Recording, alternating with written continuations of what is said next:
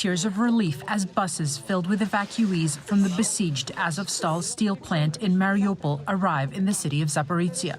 Hundreds of Ukrainians remain trapped in this industrial complex, which has endured heavy Russian shelling since early March.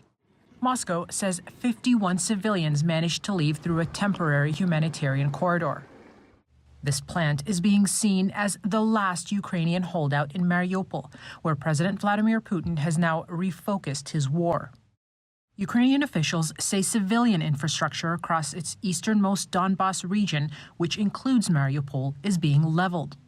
The Russian authorities are taking measures to integrate the occupied territories into Russia as part of Victory Day celebrations.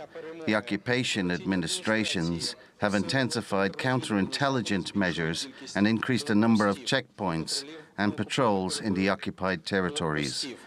A curfew has been imposed as well as restrictions on the movement of local people on May 10th. In the southern port city of Odesa, first responders are attempting a cleanup in the aftermath of Russian missile strikes. Ukraine's President Volodymyr Zelensky said Russia launched a missile at the area as European Council President Charles Michel was visiting Odesa, but he also offered a message of hope. We have taken another step, a very important and not just a formal step, on our path to the European Union. Ukraine has submitted the second part of the answers to a special questionnaire to be completed by each country aspiring to be part of the European Union. It usually takes months, but we did everything in a few weeks. The French president gave a more practical outlook. We all know only too well that the process for accession would take several years. In fact, it would probably take several decades.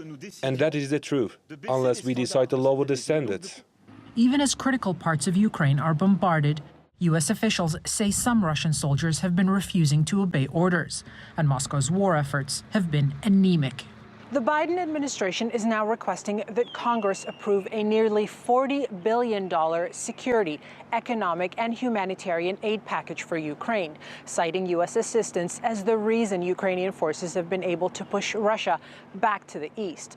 President Joe Biden has jumped bureaucratic hurdles to deliver support to Ukraine, also suspending steel tariffs imposed on the country by his predecessor, showing that when Washington wants to cut red tape, it can. Yasmine El-Sabawi, TRT World, Washington.